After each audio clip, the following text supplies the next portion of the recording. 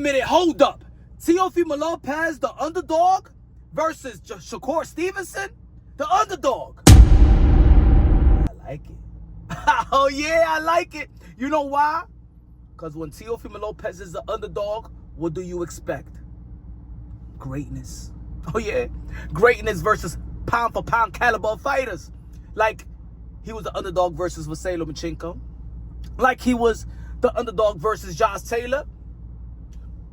Arguably the best wins of this young generation. And now he will be the underdog versus Shakur Stevenson. I expect greatness. Ladies and gentlemen, what has been the reputation of Teofimo Lopez? Teofimo Lopez performs to the level of his competition. Teofimo Lopez fights to the level of his competition. Okay? Shakur Stevenson is pound for pound, 3-division world champion, unified the titles of the super featherweight in the super featherweight division. Then, you know what we expect from Teo? Greatness. Now, I dare ya to bet against Teo. Oh, I dare you to bet against Teo. Yeah. And he's the underdog, right? They got him as the underdog. What is Shakur Stevenson? What's his stance? Southpaw. Teofimo Lopez's best victory has come from fighting who? What stance? Southpaw. Oh, yeah, this is sweet. Ladies and gentlemen, y'all know, if y'all follow the channel, Punch Drunk Boxing, a.k.a. Mr. Moonshine himself. I respect Teofimo Lopez a whole lot. Y'all already know I labeled him as the captain of the generation, the commander-in-chief. He's the one that dared to be great. He was the first one of this generation to dare to be great. Still dare to be great if it wasn't for the politics of the sport of boxing. If it wasn't for the politics of the sport of boxing, he would be the first to be recognized as the first 2-division undisputed world champion in the full belt era.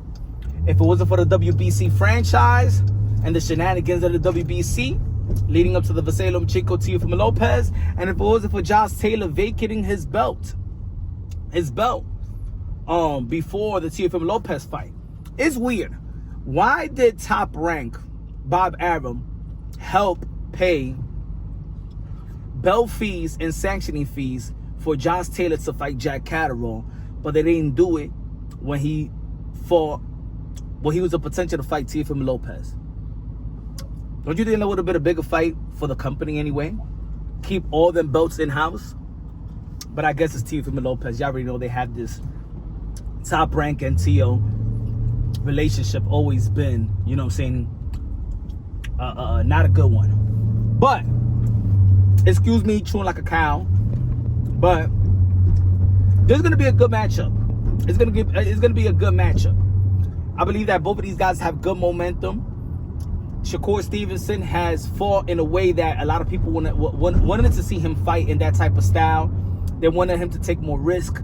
They wanted him to be more exciting. And when he did, he got hit. He got hit. People say that he probably got stunned when, you know, he fell into the ropes. But it was a good outing for him in that fight with William Cepeda. He ain't gonna risk it with Teofimo Lopez though. I dare Shakur Stevenson, and y'all already know I'm a fan also of the skill set of Shakur Stevenson. But I got Teofimo Lopez beating Shakur Stevenson in a close fight. I see this fight. I believe they on the same level. I just feel like Teofimo Lopez is special in a way that I see this fight like James Toney versus Roy Jones Jr. Teofimo Lopez being Roy Jones and Shakur Stevenson being James Toney. A defensive whiz, does everything right, but the difference between Roy Jones Jr. and James Toney is that Roy Jones Jr. just did things that you just couldn't teach. The athleticism overwhelmed James Toney. It wasn't the skill set, it was really the athleticism, the God-given ability, something that that you just can't teach, right? That's what Teofimo Lopez have over Shakur Stevenson. He's just more athletic.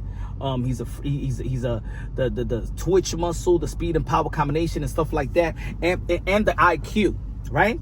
And I know what some of y'all gonna be saying, the same old dumb assessment, but he lost to George Camboso. Keep on staying with that same old rhetoric, but he lost to George Camboso. That's the reason why you lost your money versus Josh Taylor. Keep on betting against Teofimo Lopez when he's the underdog. And now, he's in the same position that made him great. See? They always say that Teofimo Lopez doesn't fight good when he don't got that great opponent. So I want to see the people. I want to see the hypocrisy and the contradiction in this assessment between Shakur Stevenson versus Teofimo Lopez. I think that Teofimo Lopez again had good momentum being on Barbosa. He showed that he could be the boxer. And I hate when people always be like, "Yo, that Teofimo Lopez has a tough time with slick boxers that work on the outside and things of that nature." But guess what? He beat Sandor Martin. He beat Jermaine Ortiz. Just because guys, let me say it like this. Just because the favorite gets challenged by the underdog, that doesn't mean the underdog automatically wins. And I think that happens in the sport of boxing when you guys didn't believe in Sandor Martin. You guys didn't believe in Jermaine Ortiz versus Teofimo Lopez. And then, the Jermaine Ortiz fight wasn't challenging. Jermaine Ortiz was running. He was running. And Sandor Martin, I was in the garden, man. Everybody saw that fight. Teofimo Lopez easily won. He didn't want to engage. You know what I'm saying?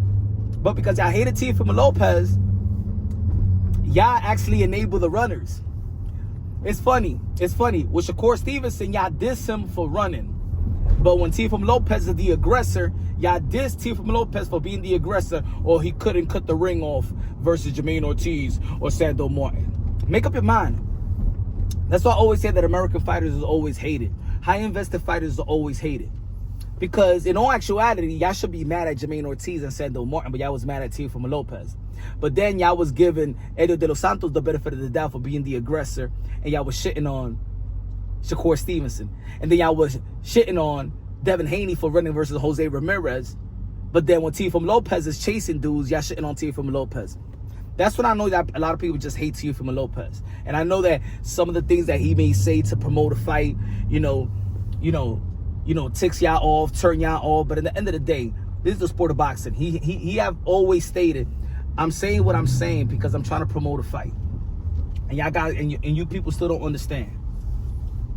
The shit that he says is supposed to pinch a nerve. That's the reason. It's supposed to pinch a nerve for the other person to want to fight him, and the fan base to pressure their favorite fighter to fight Teofimo Lopez. But a bunch of y'all was saying, he don't deserve it, don't give him a shot. Bunch of beta males in the boxing world.